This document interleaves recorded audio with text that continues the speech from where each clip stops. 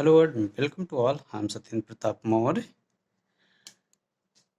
आज के इस वीडियो में हम आपसे नया टॉपिक्स की शुरुआत करते हैं, एक्सक्रीशन। सबसे पहले ये जाने कि होता क्या है, व्हाट इज एक्सक्रीशन। तो हमें ये पता है कि बॉडी से रिमूव कर देना किसी भी वेस्ट सब्सटेंस का, रिमूवल ऑफ हार्मफुल वेस्ट या product from the body is called excretion। Harmful हो वेस्ट प्रोडक्ट यानी जिनकी जरूरत नहीं है उन्हें शरीर से बाहर निकाल देना, यही कहलाता है एक्सक्रीशन। हम एक्सक्रीशन इन ह्यूमन बीइंग में जानने से पहले कुछ और पॉइंट जानते हैं, और ह्यूमन से पहले और एनिमल्स में कैसे कैसे एक्सक्रीशन होता है उनके बारे में हम चर्चा करेंगे इस वीडियो में। Many waste products during various metabolic activities release होते हैं। जैसे हम स्वेट की बात करें, हम किडनी जब फिल्ट्रेशन करती है ब्लड का तो उस समय यूरिन का फॉर्मेशन होता है, और नेजल चैम्बर्स की बात करें, लीवर की बात करें, तो ऐसे बहुत सारे एक्सक्रीशन होते हैं, यानी वेस्ट प्रोडक्ट का रिमूवल होता है। इन्हीं एक्सक्रीशन की अगर हम बात करें तो on the basis of excretory product the organism whole organism are divided into 3 categories. पृथ्वी पर जितने भी जीव पाए जाते हैं उनको 3 पार्ट्स में, 3 भागों में डिवाइड कर दिया गया है। सबसे पहले हम बात करेंगे अमोनोटेलिक। कुछ ऐसे एनिमल हैं जो अमोनिया निकालते हैं। ये अमोनिया क्या है? ये एक नाइट्रोजनस वेस्ट है। नाइट्रोजनस वेस्ट क्यों कहते हैं?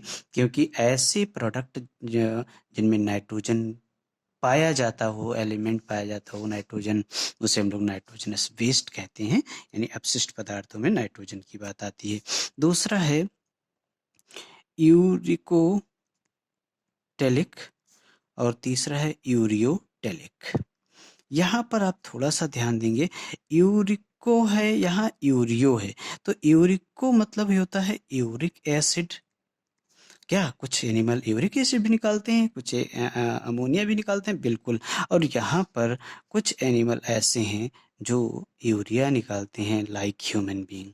जैसे हम यहाँ पर एग्जाम्पल की अगर हम बात कर लें तो यहाँ पर सबसे अच्छा एग्जाम्पल हम पढ़ते हैं, ह्यूमन बीइंग का एग्जाम्पल पढ़ते हैं। यहाँ और अगर आपसे कोई कहे कि बच्चों लोग बताओ कौन सा एग्जाम्पल है जो यूरिक एसिड निकालता है, तो आप बताना उन्हें कि सर जितने भी बर्ड्स हैं, चिड़िया हैं जिन्हें हम लोग एप्स कहते हैं, या जितने भी इंसेक्ट हैं, ये मोस्टली क्या होते हैं, यूरिक एसिड निकालते हैं वेस्ट प्रोडक्ट के रूप में, फॉर्म में। अच्छा, तो फिर अमोनिया कहाँ निकलता है? तो यहाँ बता देना आप प्यार से कि जितने भी एक्वेटिक और एनिमल्स हैं मोस्टली, उनमें जैसे हम बात करें बोनी फिशेस की हम बात करें, एंड अदर एक्वेटिक ऑर्गेनिज्म की अगर हम बात करें तो वो कैसे होते हैं, वेस्ट प्रोडक्ट के रूप में क्या एक्सक्रीट करते हैं, वो निकालते हैं वेस्ट प्रोडक्ट के रूप में अमोनिया निकालते हैं। इन्हीं तीनों को हम लोग क्या कह देते हैं, नाइट्रोजनस वेस्ट कहते हैं। क्या कहते हैं?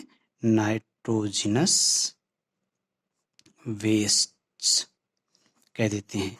क्योंकि अब देखो फार्मूला उतना ज़्यादा ज़रूरी है नहीं कि हम उसका फार्मूला आपको बताएं कि यूरिया का फार्मूला है ये वो, इसलिए ज़्यादा आप कंफ्यूज। अब ये देख लें कि बहुत सारे एनिमल हैं इस पृथ्वी पर, सब एक्सक्रीशन करते हैं। तो एक तरफ एक छोटे से चार्ट से समझ लेते हैं, एक तरफ हम लिखते हैं एनिमल और एक तरफ लिखते हैं एक्सक्रीटरी ऑर्गन। एक तरफ लिखते हैं हम एनिमल्स या हम लोग इन्हीं को कहते हैं ऑर्गेनिजम्स, और एक तरफ हम हेडिंग डालते हैं एक्सक्रेटरी ऑर्गन। क्या कौन कौन से ऑर्गन नेचर ने दिया है एक्सक्रीशन के लिए? तो सबसे पहला जीव जो एक प्रोटोजोआ यानी जिसमें पैरामीशियम रखा गया है, इसमें अगर हम बात करें तो यहाँ पर तो प्लाज्मा मेम्ब्रेन ही है।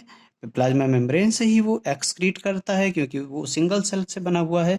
दूसरा हम पैरामीशियम के बाद अगर हम प्रोटोजोआ से पोरिफेरम जाते हैं तो पोरिफेरा में कुछ सेल्स होते हैं, पाए जाते हैं। उसके ऊपर हम अगर आए तो हम शुरुआत करते हैं प्लेटी हेलमिंथीज। अब ये प्लेटी हेलमिंथीज क्या हैं? तो इन्हीं को आपने 9th क्लास में पढ़ा है, फ्लैट वर्म्स। क्या कहते हैं इन्हीं को? इन्हीं को हम लोग कहते हैं फ्लैट वर्म्स कहते हैं। चपटे कीड़े रखे गए हैं इसमें। इनको क्या पाया जाता है इनमें? तो इनमें पाया जाता है फ्लैम सेल्स। फ्लैम सेल्स पाया जाता है।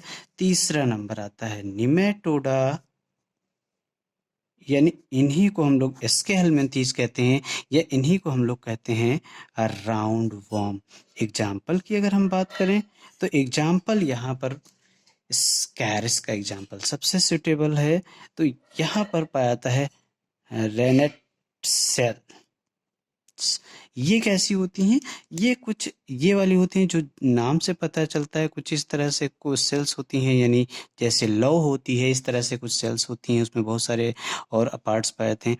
इनका शेप एच आकार का होता है, इंग्लिश के अल्फाबेट एच की तरह होता है रेनेट सेल्स।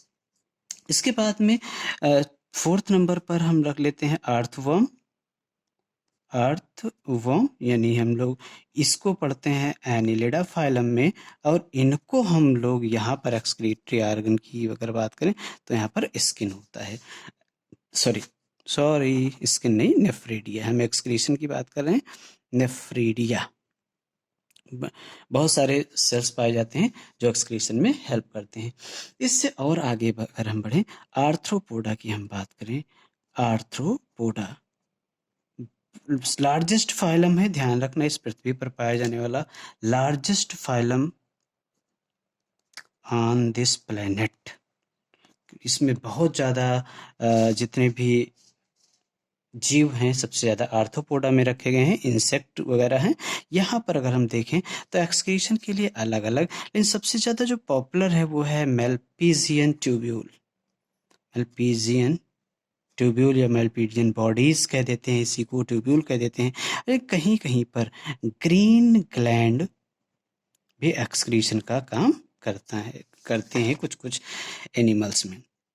इसके और आगे जाएं तो फिर वहीं पर प्रोटोनेफ्रीडिया होगा। सबसे लास्ट में अगर हम बात करें कि जितने भी कॉर्डेट हैं वहाँ पर क्या पाया जाता है? कॉर्डेटा, यानी इंक्लूडिंग ह्यूमन बीइंग की अगर हम बात करें तो यहाँ पर एक्सक्रीशन जो होता है वो होता है किडनी के द्वारा। अब ये एक्सक्रीशन होता क्यों है? तो इंटरनल फ्लूइड के कंसंट्रेशन को मेंटेन रखने के लिए कुछ सेल्स होते हैं, कुछ ऑर्गन होते हैं हर एक जीव में, जो इंटरनल फ्लूइड के, जो शरीर के अंदर का जो पदार्थ है, तरल पदार्थ है, उसके कंसंट्रेशन को मेंटेन रखने के लिए वो रिमूव करते रहते हैं वेस्ट सब्सटेंस को, जिनसे सर्वाइवर पर कोई प्रॉब्लम नहीं आती है। तो अब हम नेक्स्ट वीडियो में जो हम स्टडी करेंगे वो ह्यूमन बीइंग में एक्सक्रीशन यानी किडनी के बारे में डिटेल में स्टडी करेंगे। आपने ये देखा होगा कि और एक्सक्रीशन के बेस पर भी ऑर्गेनिज्म को बहुत सारी चीज़ों के बेस पर डिवाइड किया गया है, कैटेगराइज किया गया है। जैसे हम रिप्रोडक्शन की हम बात करें उस पर भी उसे कैटेगराइज किया गया है। तो आज के लिए फ़िलहाल इतना ही, मिलते हैं नेक्स्ट वीडियो में। तब तक स्वस्थ रहें, मस्त रहें। वीडियो को लाइक करो या ना करो, सब्सक्राइब करो या ना करो, लेकिन आप देखो ज़रूर। एक बार देखोगे तो उससे अगर अच्छा लगेगा तो धीरे धीरे आप सब कुछ करना शुरू कर दोगे। जय Hind. Thanks for watching video.